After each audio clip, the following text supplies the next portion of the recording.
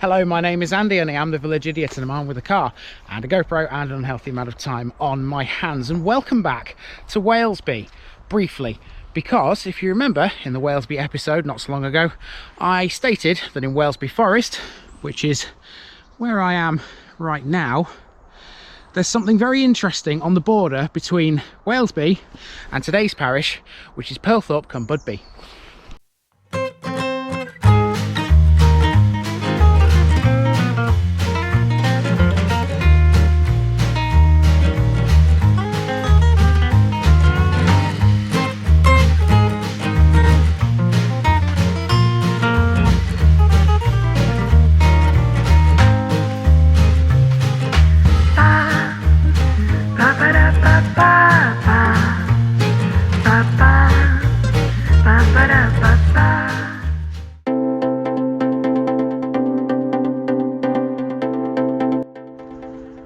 Perlethorpe cum Budby is a civil parish in the Newark and Sherwood district within the county of Nottinghamshire.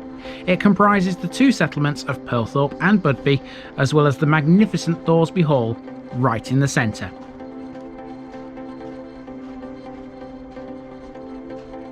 The overall area had a population of 183 at the 2011 census. The parish lies in the northwest of the county and district. It's 125 miles north of London, 8 miles northeast of Mansfield, and 20 miles north of the city of Nottingham. The Robin Hood Way long distance path runs along the western and eastern boundaries of the parish. It's on the eastern boundary with Walesby where we begin, at the River Morn, known locally as Whitewater. You'll recall that in the Walesby episode we omitted Walesby Forest. That was because on the border is something really interesting, Robin Hood's Cave. Robin Hood's Cave lies on the eastern bank of the River Morn, located about half a kilometre north of Whitewater Lane. The name Robin Hood's Cave is first recorded in early OS maps, published in 1825. Visitors to the cave describe it as not more than a hollow in the Sherwood sandstone, which is approached by a precarious walk along the base of the cliff. Or note that in reality there is no cave, just a slight overhang of red sandstone. As well as the River Morn, Perlethorpe cum Budby has the River Meaden too, running through it. We will see that on numerous occasions later.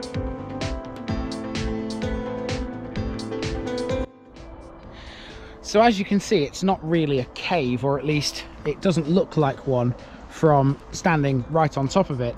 I believe there is actually sort of a cave entrance down there as the river bends here. And this is the advantage of having a GoPro that's got an extendable stick that I can use. I'm going to walk down to the edge there and see if I can just put the GoPro over the edge and see if there is actually a cave under there. But it's more just a sandstone rocky outcrop basically alongside the Robin Hood Way. This is Robin Hood's Cave. The parish and wider area is at the heart of Sherwood Forest, which is of course associated with the Robin Hood legend. Walesby Forest is part of Sherwood too.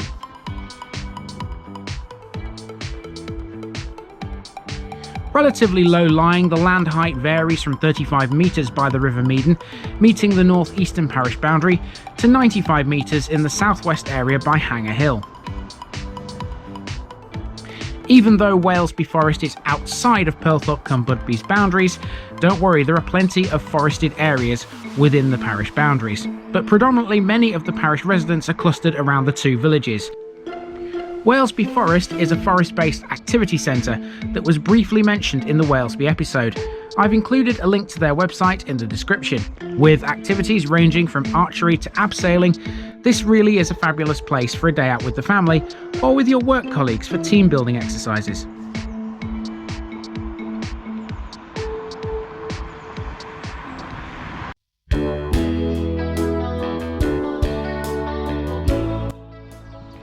Pearlthorpe is based in the eastern portion of the parish, lying just to the west of the A614 Blyth to Ollerton road. It was an estate village for workers at Thoresby Hall, clustered around a square layout of roads with a notable church and estate hall. It's a small village located 3 miles northwest of Ollerton. The name Pearlthorpe is from Old Norse, Thorpe meaning village, a place name element common in Nottinghamshire and nearby Lincolnshire. It's the main village within Perlthorpe cum Budby. The first element of the name, Perle, is unknown, and toponymists can only speculate to its origin. However, there are three particular popular suggestions. The first is rush of water, from the Old English and Middle English pearl. The second is that it's a derivation from the possible original name Pearlthorpe, meaning area enclosed by a boundary. Lastly, it may have been a deviation from Peverelthorpe, as William Peverel was a powerful landowner in the area during the reign of Henry II. It contains a large green, a village hall, a large church of Saint John the Evangelist, and there was a village shop. I'm not sure if this is still here because I never came across it on my walk around. So it seems to be very limited as to where you can drive here. There's a lot of dead-end signs, but this road seems okay enough, the main one through it. It leads me to the church, which the spire of which you can just see behind that building in front of me. I'm just going to check that building out before we go to the church. That's my next stop. Although the village has a much longer history, the oldest buildings which now remain date back only as far as the middle of the 19th century. Roman coins were found in the village in the 2000s, and the parish records date from 1529, some 10 years before it became law for them to be kept, making them some of the oldest in the country. There was once a primary school in the village, but this has since been closed down, and the building is now used as an environmental education centre. Pearlthorpe's average house price is around the £251,000 mark. These were used exclusively for workers at Thoresby Hall when they were first built. So I'm afraid, guys, the church is off limits. I got to the gate, rung the number on the board at the gate, and the guy told me to come to the estate office, which is this building here, and they have refused me permission to go to the church. So I'm afraid that's not going to be in this video, I'm afraid, guys. Time to move on. Let's go to Thoresby next. Despite the lack of access, there's an abundance of information and images available online, so this will have to suffice as far as the church goes. The Church of Saint John was built in 1876 and became the parish church in 1877. It often has visitors from the nearby Thoresby Hall, since it's now a hotel. The beautiful setting makes it a popular venue for weddings. The current church building, provided by the 3rd Earl Manvers, consists of a chancel, nave with north and south aisles, a western tower with spire, and a south porch and a vestry. The church was given by William II to the Dean and Chapter of Lincoln as one of the chapelries of Edwinstowe, and it's mentioned in the First Chronicle of 1146. Edwinstowe remained with them until 1878, when Earl Manvers exchanged it for St Mary's at Nottingham. However, in 1836, Pearlthorpe, with Thoresby included, was created as a separate benefice following an Act of Parliament, allowing Earl Manvers to endow the chapelry. The half-timbered almshouses near the church were built by Walter Owen Hickson in around 1890.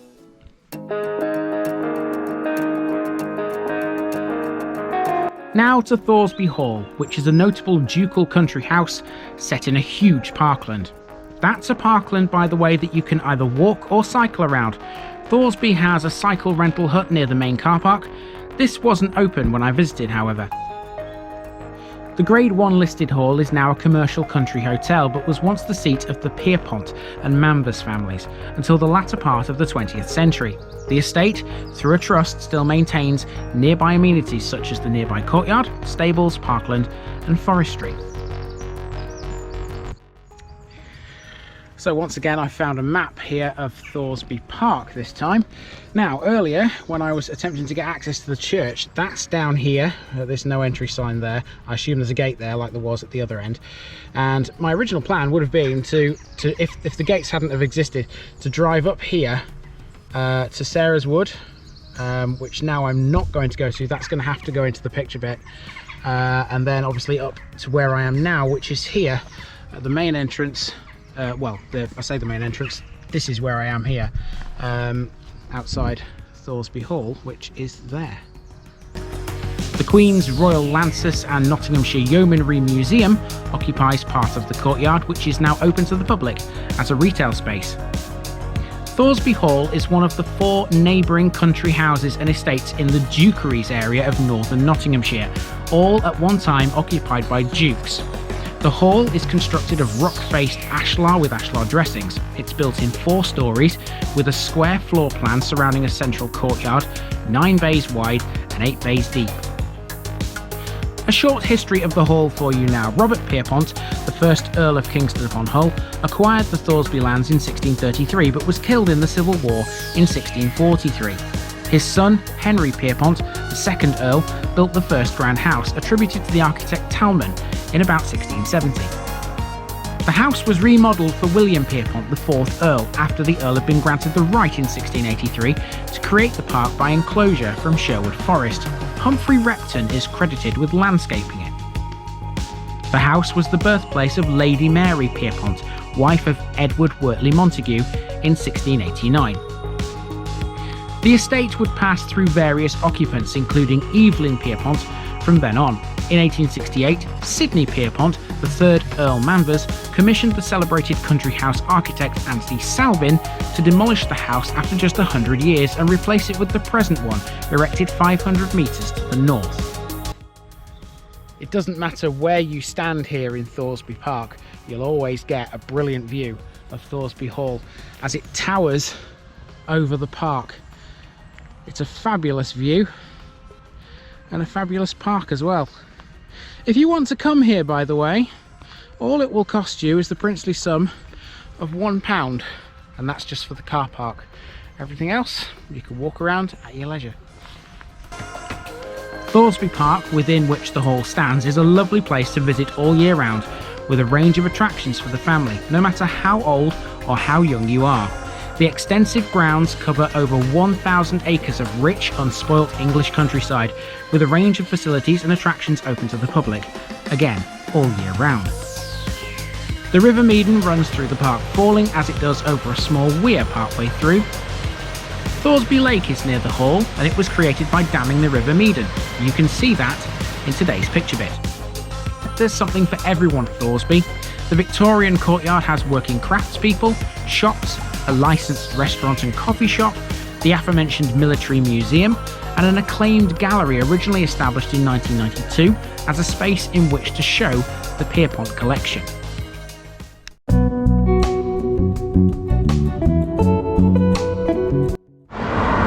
Okay, now we're in the hamlet of Budby, which is on the A614, and behind me, that there is Budby Antiques, and you'll notice something about these properties too. They're pink. That's a Budby feature. Budby is 2 miles southwest of Pearlthorpe and 2 miles north of Edwinstowe. It's a hamlet lying alongside the A616 Newark, Ollerton, Barlborough Road.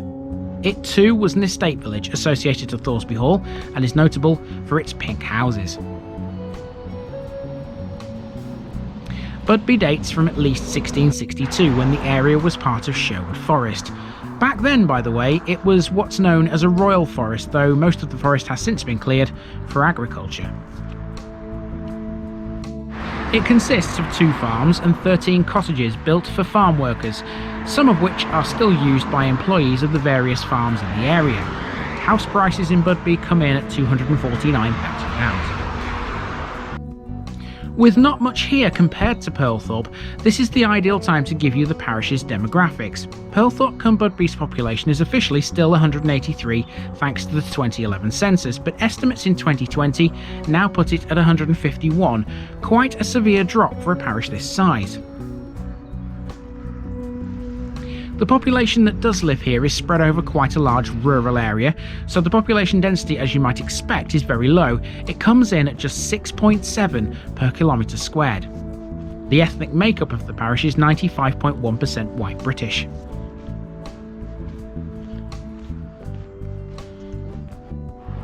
There's a bench here dedicated to a local Budby man who would always wave to passers-by, according to this plaque. His name was Wilfred Mosley. Budby has a war memorial. Originally, a roll of honour was erected in a chapel here after the First World War, listing the men who went to war, who were employed on the Thoresby estate and Rufford Hunt kennels. Of the 5 members from Budby, only 2 survived. It's what's known as an Ionian cross. The site was agreed to be on this high road as the most conspicuous position when entering the village from any direction. Right, I think it's time you guys had a picture bit. There's going to be plenty in this one, because obviously there are things that I haven't been able to get to, and there's also things which I haven't been to. So here it comes right now.